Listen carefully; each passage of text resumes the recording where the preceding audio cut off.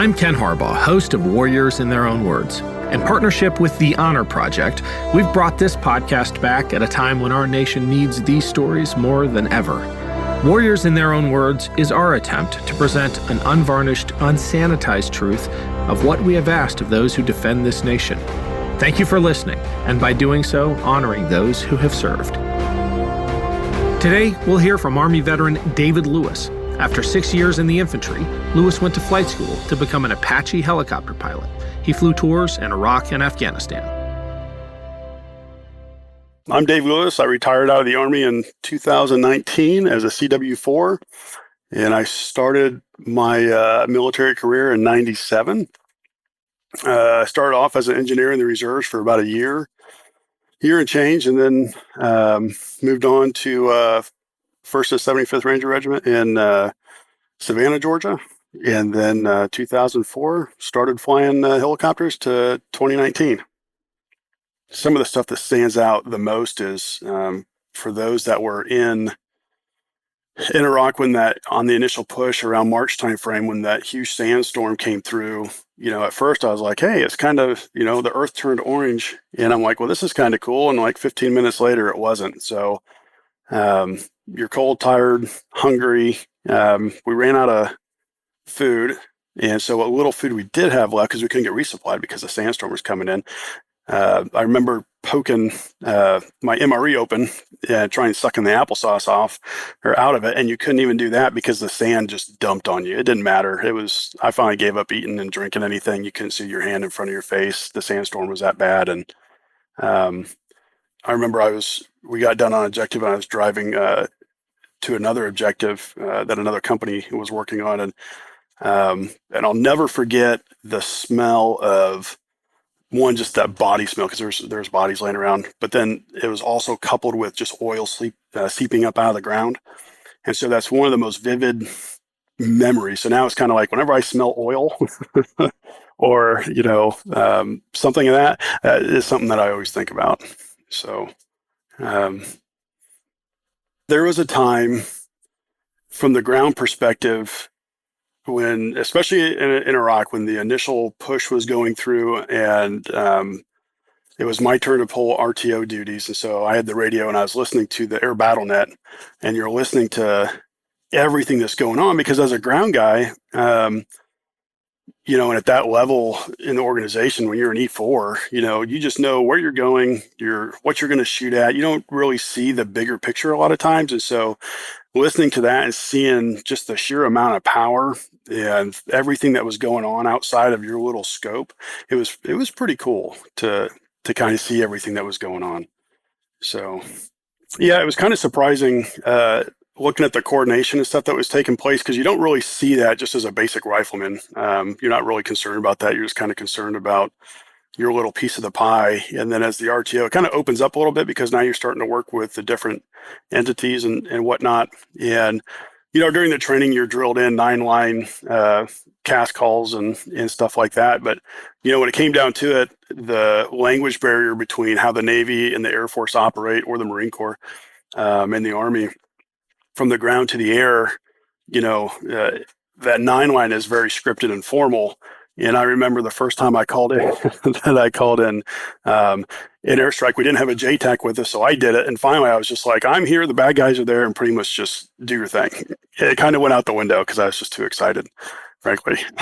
So, it just came down to plain English, and they made it work. So at that time, we really relied heavily on A-10s, and we also relied heavily on the AC-130s.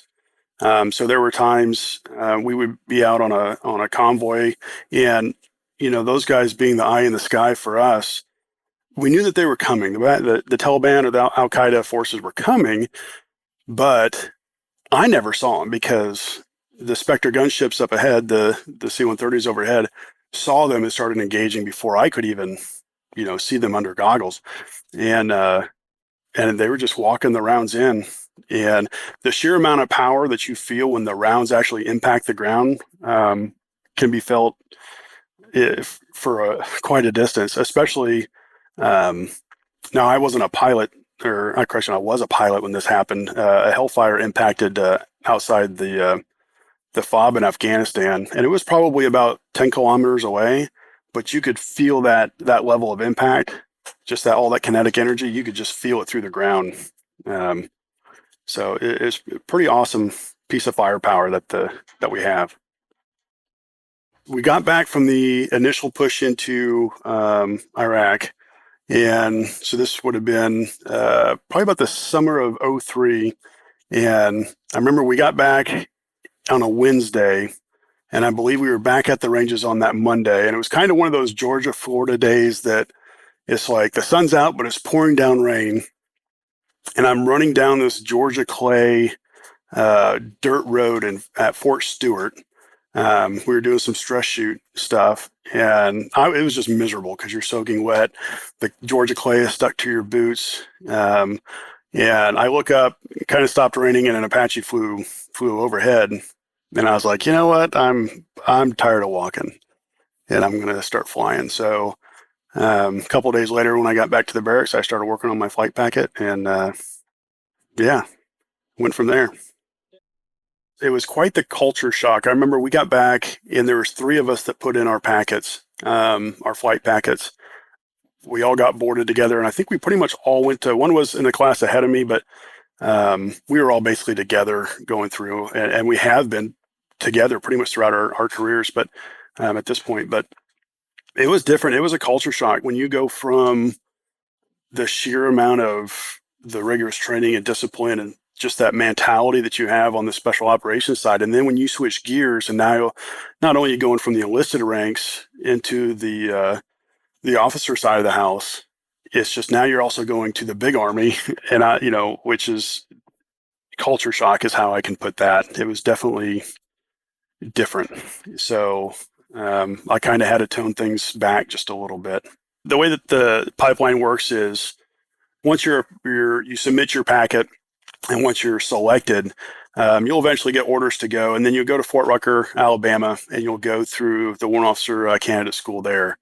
And that's for whether you're a pilot or a walking warrant is what we call them. So those warrants that aren't pilots, they will go through that program. And I don't know how long it is now. Things kind of change. But so you go from that program. At the end of that program, you become an appointed officer. So you're not a commissioned officer at that point. You're just an appointed officer, appointed by the Secretary of the Army, and you're a W-1. And so basically what happens is from that point, you still stay at Fort Rucker, but now you enter the pipeline for flight school. So you start off flying. At the time, they were still flying Hueys and TH-67s. Now they've switched everything out now. But so I did all my training in a TH-67 helicopter. So you start off and basically we call it primary.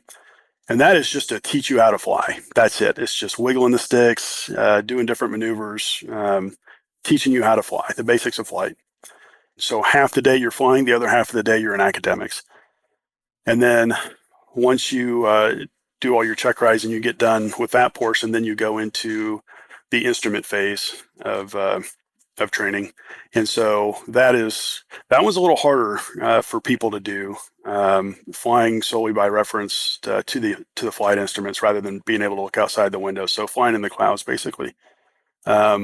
And that was very similar to the primary, where half your day is academics, and then the other half is either in a flight simulator or in the actual aircraft, depending on where you're at in the training. And so once you get that done, then in my case, we went through what was called BNAV, or basic navigation. And that's when you're really just going out flying in, southern Alabama with a map, trying to go from point A to point B just by looking at a 1/50s map, 1/50,000th map. So you're not necessarily looking at the aeronautical charts, but you're looking at the same maps that the ground guys are using. And one thing I found was most infantry guys are pretty good at land nav. I mean, that's that's kind of their bread and butter. They got to go from point A to point B to get to their objective. But once you threw that infantry guy in the cockpit, one thing I noticed was the infantry guys kind of struggled a little bit because we're used to walking so fast and seeing the terrain features from below versus the people that learned how to read the map in an aircraft and fly kind of had a little bit easier time. So that one was just a little bit challenging, at least for me it was. And then after that, then they bring everybody back together. And I remember you graduate from that and they bring you into a big room, and I didn't even realize that we had a whole nother half of the class. So while I'm in academics, they're flying, and then vice versa. And we would switch it up. So you'd never see the other half of your class. And so they bring us all together. And I think at the time I had 72 people in the class. And they bring us all into this room. And I remember on the board they had 6 Apaches listed, 1 OH-58 Delta, and then just Blackhawks. There was no option for Chinooks or fixed wing aircraft at the time. And so they literally just opened up the OML and they started from the top. And so the OML was based off of all of your test scores and your check rides and everything. And so they just started at the top and started reading off the names. And so number 1 pick, and I remember the top 6 people all chose Apaches. I was number 3, so I got the Apache, which is what I wanted. The 7th person, really good guy. Harris was his name, former Golden Knight. He wanted the 58, so he got what he wanted, and they turned around to the rest of the class and they said, okay, everybody else, you're flying Blackhawks. And that didn't sit well with a lot of people. Not to take away from any Blackhawk guys out there, but not getting the aircraft that you wanted is just kind of the way it goes. All the pilots are good in their own right, but every now and then, somebody would get there for like an Apache slot, but they didn't want it. And that happens every now and then. And so what you would see is they would intentionally fail out of that course, because at the time what they were doing is, well, if you fail out of this airframe, it's too hard for you, so we're going to move you to another airframe. That it tended to move them towards the UA-60s, but to curb that, they stopped doing that. But for the most part, the guys that went in and worked hard during flight school and that were towards the top of the class got to pick their stuff. So they were generally happy. It was the guys that were pretty disgruntled were really the guys that went out and partied all the time and had too much fun in flight school. And then they end up getting an airframe that they didn't want. But honestly, I changed my mind, probably 20 times when I was in flight school. And then once you figure out that you can't really look at the helicopter, you've got to look at the mission that it does. That really kind of helps narrow down the airframe that you want to fly. So for me, as a former ground guy, I really wanted to support the guys from the air, from the aspect of being able to shoot. And so that really narrowed it down, honestly, between the Apache and the 58. But then when I sat down and I looked at the different missions of what the 58 had versus the Apache, that's when I chose the Apache. So that's really how I did it. And so once you selected that aircraft, we just roll right into started the training straight away for the Apache. And so it started off with academics, just basic systems of the aircraft, and it just evolved from there. And then you start going to the simulator, start learning the cockpit and the functionalities of everything, and then you eventually go out to the flight line and you start flying. And so that's a pretty memorable experience, your first flight in whatever helicopter you're going to fly. And with mine, it was, I still remember it. So it's like in the back of my mind, I was thinking, I can't believe I'm getting paid to do this. And so the guy that flew me, he's still a good friend of mine today, and I stayed in touch with him throughout my career, was a mentor throughout my whole career. So yeah, you basically get to the Apache program, and really you just start off, we call it contact phase, and you're just flying the Apache, just learning how to fly it and wiggling the sticks and getting comfortable with it, because there's a lot going on. You go from flying a helicopter that has, probably 300 or 400 horsepower engine on it to an Apache, which nowadays with the Echo model Apache that's about 8,000 at max power. So huge difference in the aircraft. So it's definitely an advanced airframe. And so you learn how to fly that aircraft. And then you just transition from days, and then you go to nights, you go to what we call a day system, or the bag. And with the Apache, this is where it doesn't matter if you're a new pilot coming into the Army, or, recently in the past years, the Army disinvested in the 58 and they brought a bunch of 58 pilots to fly the Apache. So some of those guys were coming over with 6,000 hours.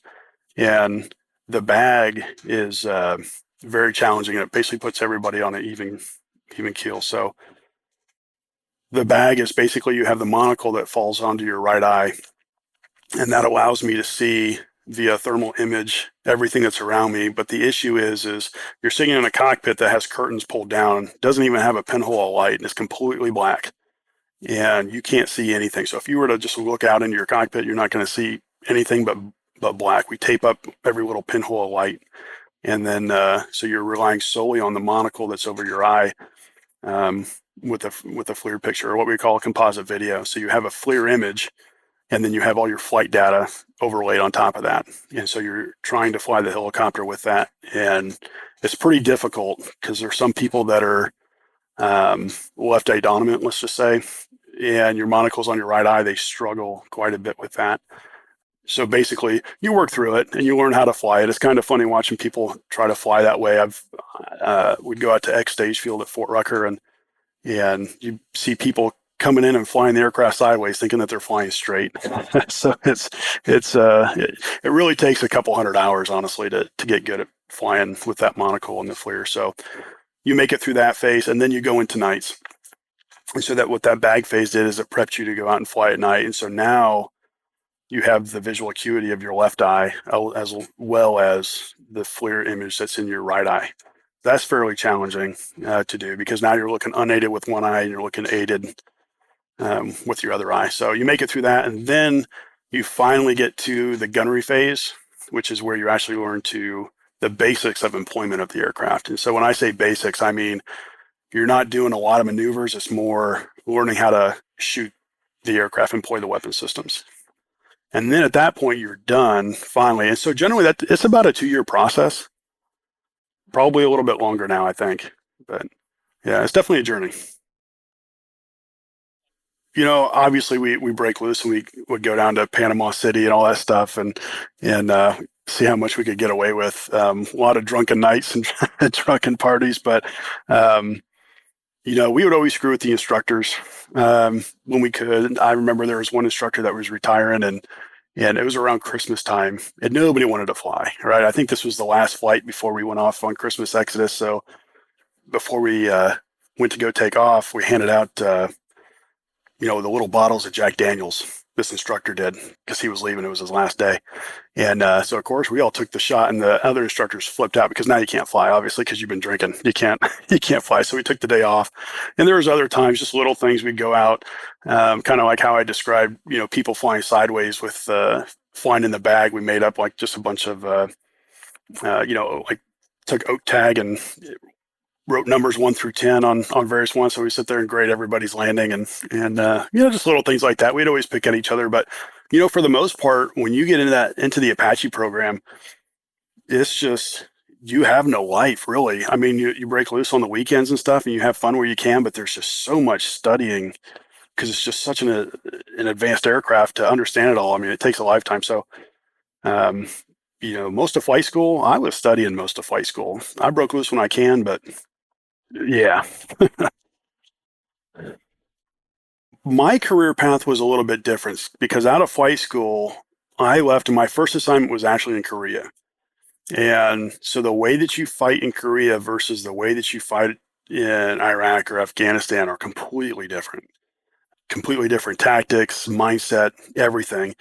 Now I look back and I think that was definitely a positive going to Korea first because you learn that side of the fight, which is really what the Apache was originally designed for, was that type of mission, going army to army and, you're hovering and you're firing that way and you're moving around. It wasn't as kinetic as what it is in Afghanistan and Iraq. But so I got done with Korea and I ended up in Savannah and I knew that I was going to deploy.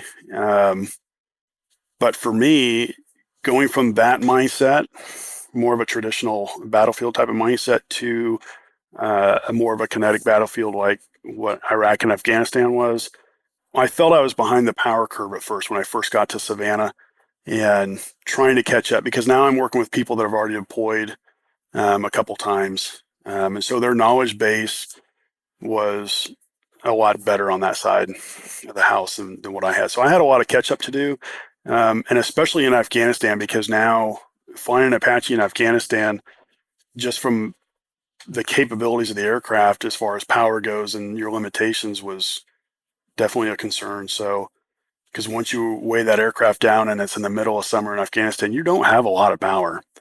Um, so in preparation to go to that, we did a lot of training as far as, working with the JTACs, working with other services. It was kind of nice being in Savannah because you had Beaufort just to the north, so you had the Marine Corps Air Station there. So we got to work with those guys. I'm back in Savannah, and I still know most of my Ranger buddies that are still across the street. So we would still work with those guys quite a bit, and a lot of those guys I still knew, which worked out really good. And I ended up supporting all those guys again downrange, which was fairly nice to go from the ground side to the air side. But it's a little different because on the special operations side, you generally only deploy for about 3 months at a time versus I believe on that deployment, I think a 15-month deployment on that one. So I rotated through every Ranger, battalion that came through. So it really went full circle. And so it was kind of nice. So I knew a lot of the guys, those guys that I was, an E4, E5 with, are now, squad leaders, platoon sergeants, first sergeants, up to sergeant majors. The guys that I grew up with that were still there, that are still JTACs and everything. It was really cool working with them again, up in the air versus on the ground. And so that's, I think, one thing that was an advantage was understanding how those units operate. And their terminology really helped out a lot. And so a lot of the missions that I did on that deployment were in direct support of the special operations side of the house, which was pretty cool because it was almost like giving back to the unit that I served with again. So it was pretty cool. We also did a lot of high altitude work out west. And then we would send the individual pilots to what we call HATS training. High altitude aviation training strategy is what it stood for out in Eagle, Colorado. And so flying OH-58 Alpha Chuck aircraft. So for somebody like me taking off, we had no OG power, but yet I could hover above basically a cliff face at 25% torque utilizing the winds. And so basically it's a really good mountain flying course. So the amount of training that went in before we left was actually really good. And so it prepped us pretty good for that deployment in 2009, 2010 into Afghanistan.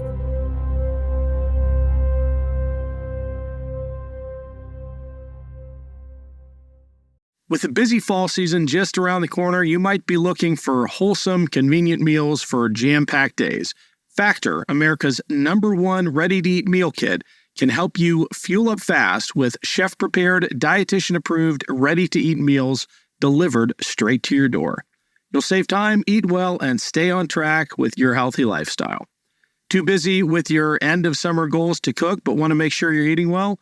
With Factor, skip the extra trip to the grocery store and the chopping, prepping, and cleaning up too, while still getting the flavor and nutritional quality you need.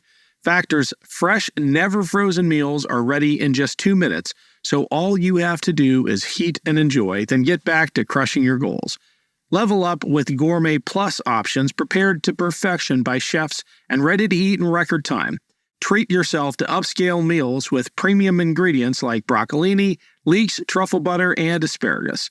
With Factor, you can rest assured you're making a sustainable choice. We offset 100% of our delivery emissions, source 100% renewable electricity for our production sites and offices, and feature sustainably sourced seafood in our meals. This August, get Factor and enjoy eating well without the hassle. Simply choose your meals and enjoy fresh, flavor-packed meals delivered to your door, ready in just 2 minutes, no prep, no mess. Head to factormeals.com/warriors50 and use code warriors50 to get 50% off. That's code warriors50 at factormeals.com/warriors50 to get 50% off. History is complicated. The story of human progress is long, messy, and riddled with controversies big and small. On Conflicted, we dive headfirst into history's most infamous events and contentious figures. We try and untangle the good from the bad, the fact from the fiction, and the monsters from the misunderstood. Was Genghis Khan a murderous butcher or a civic pioneer? Did the Allied powers go too far in firebombing the German city of Dresden at the twilight of World War II? And how did the Marquis de Sade acquire such a sinister reputation? And was any of it true? These are just a few of the tough questions we wrestle with and investigate on Conflicted. So if you love history or just enjoy a good story, please join me, your host, Zach Cornwell, for a fascinating new topic each and every month. Conflicted, a history podcast, is available on Spotify, Apple, or wherever else you get your podcasts. I hope to see you soon.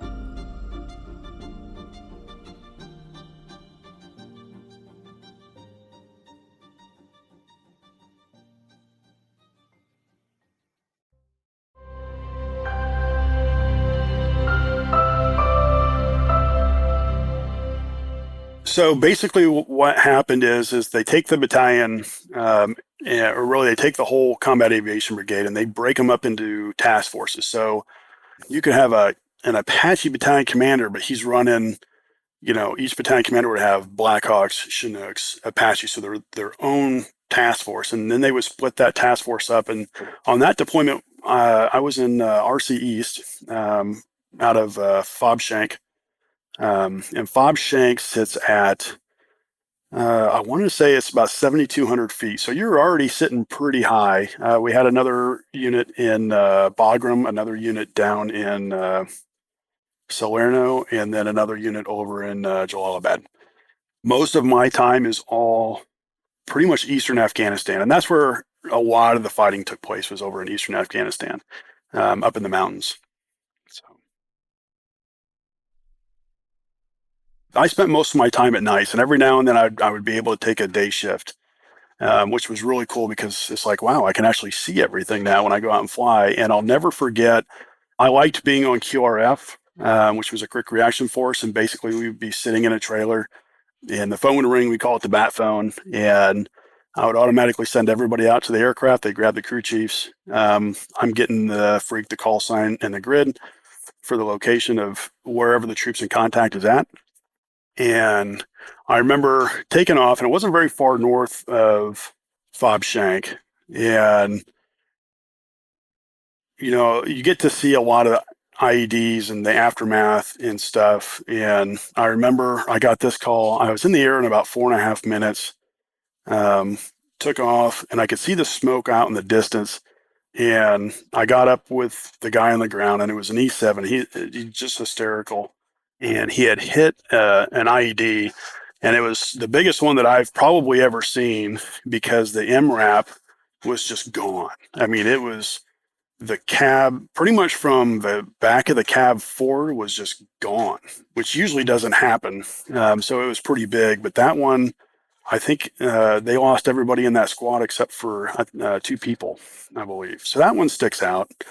There was another one that really sticks out. It was I was working with I can't remember which Ranger battalion it was, but anyway, they were on the ground, and it was one of those nights in Afghanistan that's really, it was a full moon, and on top of that, it had just gotten done snowing, and it snowed like 6 or 7 inches of snow, and it's just, so you just got fresh powder up in the mountains. And so with the full moon bouncing off of that snow, it's almost like flying daytime. It's actually kind of hard to fly because your eyes are kind of fighting, should I be using the FLIR or can I fly unaided? And everything went good on this objective. I had, it was me and my wingman, the Georgia National Guard Chinook guys, which were some of the best pilots I've ever seen, that were supporting us on that tour.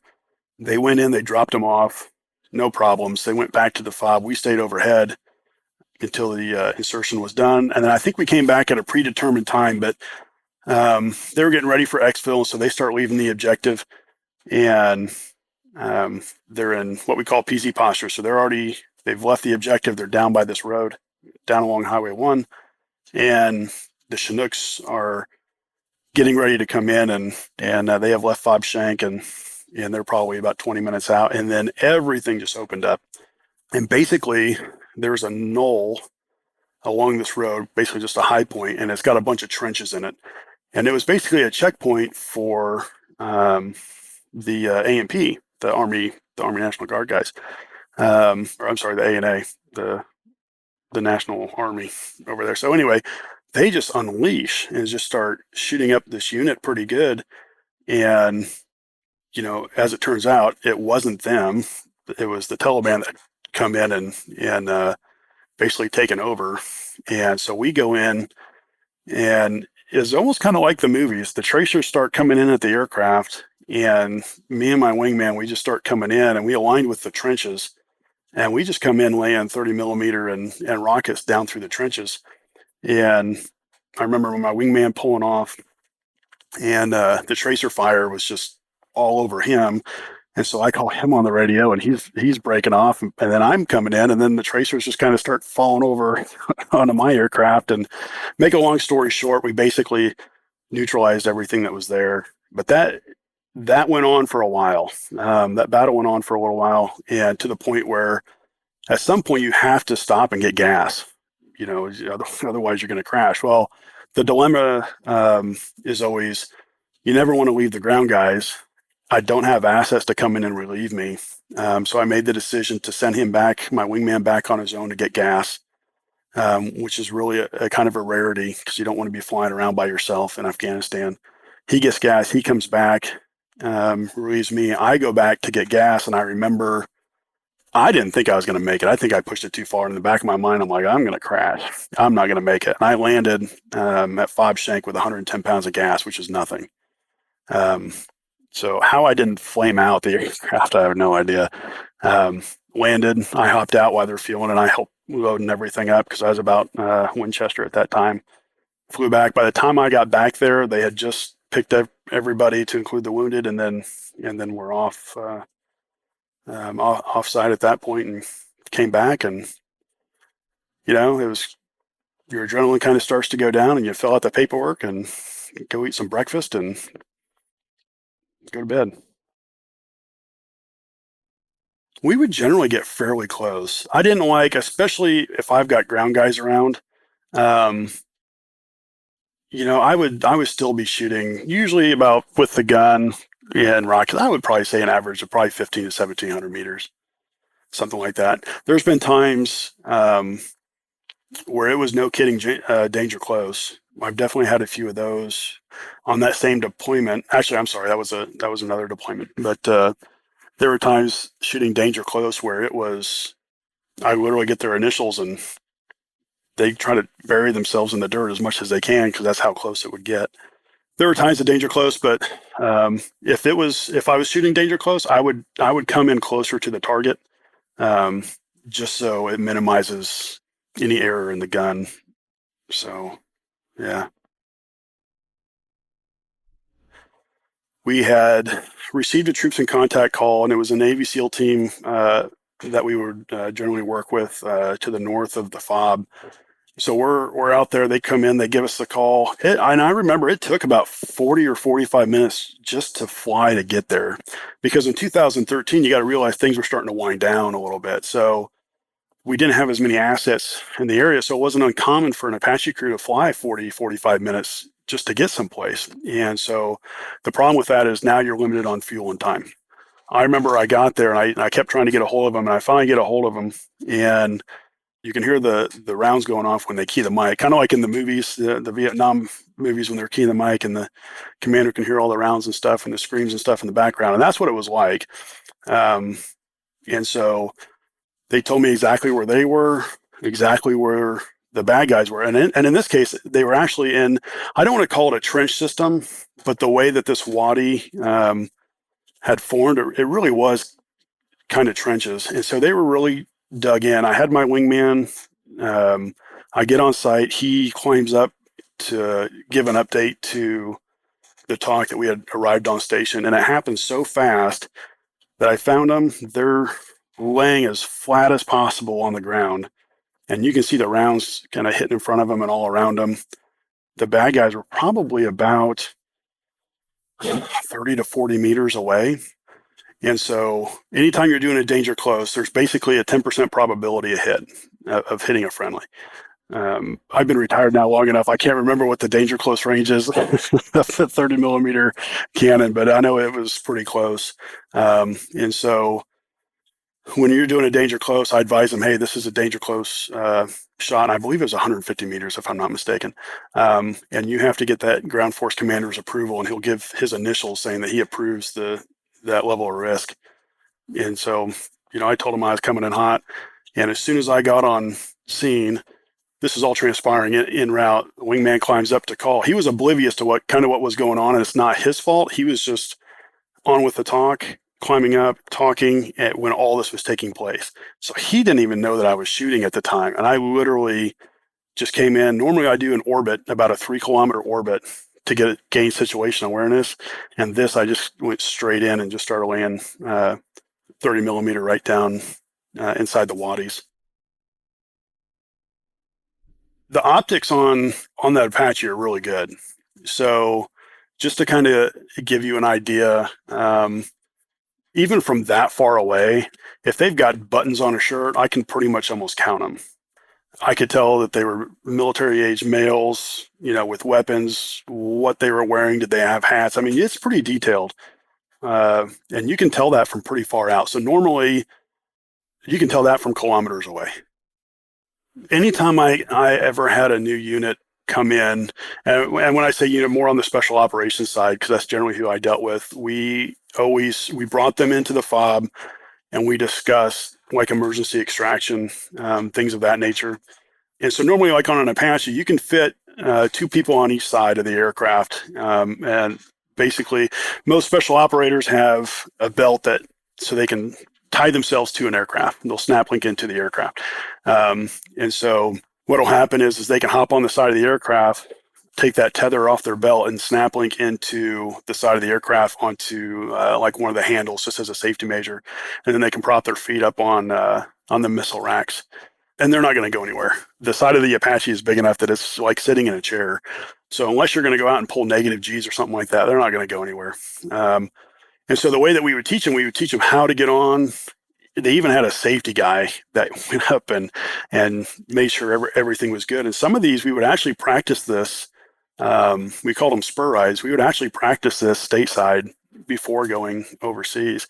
And this has been done before. It's even been done to the point where they've kicked the pilot out of the front seat, put him on the side of the aircraft, and put the wounded into the front, and then strapped him down with the seat belts. That's also been done. But in this particular case, it was an operation with another SEAL team south of Kabul. And for whatever reason around that area, the communications were always a problem. Both satellite communications and radio communications were always a problem. So I couldn't get a hold of anybody. There was wounded on the ground. The sensitive, the SSE, basically the site survey that they did, indicated that there was also a high-value target at that location. And high-value target, generally, the criteria changes, but it's generally one of the top 25 most wanted. And I had eyes on the guy that left the building. And so we ended up going down, and I actually had my wingman do it as I was overhead tracking the squirter, is what we would call it, and trying to get comms with the talk. And so I approved him to go down, and the video had it really good. I mean, they did it just like what we showed them. 2 on each side of them, had a safety guy come up, make sure everything was good. And we basically flew them about 2 miles away, dropped them off in order to get this guy. And they made 2 turns to drop him off. Now, when the adrenaline's pumping and everything's going on, and you're laying out the facts and you're making that decision, everything, the battlefield calculus in my head made pretty good sense. But then when we got back and, your adrenaline comes down and you're doing your after action reports and everything, you're kind of like, oh man. I mean, don't get me wrong, I would still do it again. And I think it was still the right decision, but the consequences of that, now at the end, nothing happened. Nothing happened to me, but the brass wasn't too happy on that one. So that definitely made for some memories on that one. But yeah, I don't think I fully grasped the toll that everything took on my body until I started getting close to retirement. And, years earlier, before becoming a pilot, I was doing a demonstration at West Point, and I fell off a fast rope. There was a knot in the rope, and I fell off of that probably about 25 feet and landed on my back, spread eagle. And the consequences of just things like that and the constant running and falling off a helicopter every now and then, because it happens when you're pre-flighting and it's slick or in the winter, and just flying that much and that vibration that's going through your body constantly for those thousands of hours, you don't really feel it until you start winding down and about that time of retirement. And then you realize just how much abuse your body's taken compared to your peers, like in the civilian world. So after I retired and I showed up in the civilian world, it's like, man, these guys my same age, it's like they're going out and running marathons and stuff. It's like, there's no way, there's no way I could do that. But then also the toll, just the mental toll that it's also taken, it's different for each person. Here's a case in point. In 2017, I went to 9 funerals, all of which were suicide. And out of the 9, 7 of them were military people that I worked with, that we had all done the same things, we had all seen the same things, but for whatever reason, those 7 people reacted differently than what I did. And now, don't get me wrong, I still have my demons, and I think everybody does, but everybody's different. And, you know, it's real easy to sit there and say, well, why didn't they just pick up the phone? And that one I still haven't figured out.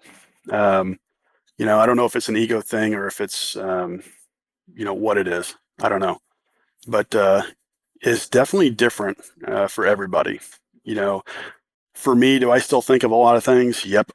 You know, there's nights that I don't sleep very good or whatnot, but I think that I've been able to curb some of those challenges, I guess, by just staying busy and going to the gym and sitting down and talking to other people that were there and doing that. I think that if you sit there and you keep all that stuff inside, you're never going to get better. But I think one of the bigger concerns is there's nobody to talk to on the civilian side. So when I go to work, nobody there has done the same things that I've done. So for me to talk to them, they think it's a really cool story. Well, for me, it's not a cool story.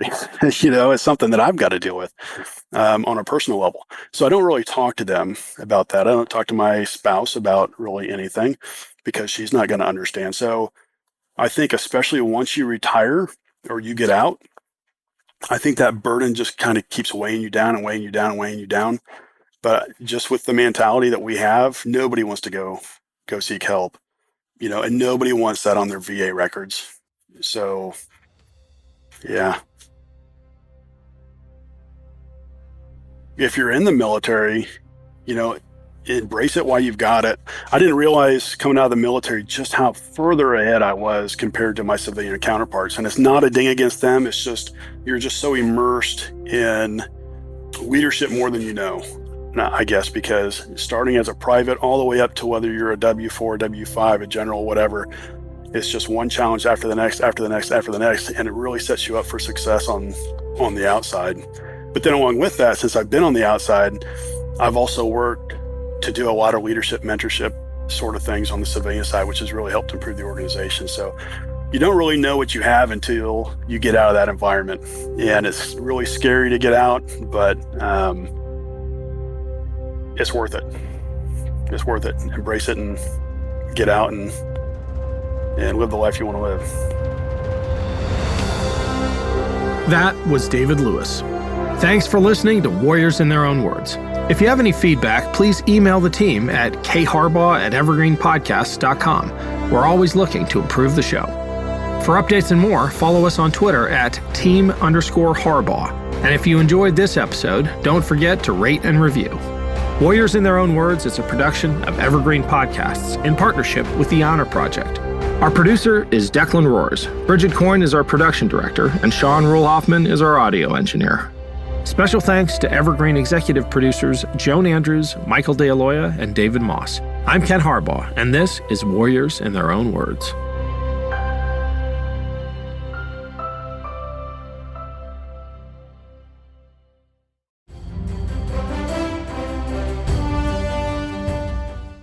This is Peter. And this is Tom. We want to tell you guys a little bit about our podcast. Tom and I met in college, became best friends, and then teachers almost 20 years ago. Sometimes school just does not allow us to elaborate on the topics that we find interesting, like the real shark attacks that inspired the movie Jaws, or the real historical context to Indiana Jones artifacts. Where does cereal come from? Or are zombies real? Does Ben Franklin really deserve to be on a $100 bill? On our podcast, just like in our class, there are no stupid questions. Just two friends having a lighthearted conversation about history, pop culture, and the context of current events. Listen to History Teachers Talking Podcast from Evergreen Network, anywhere you get your podcasts.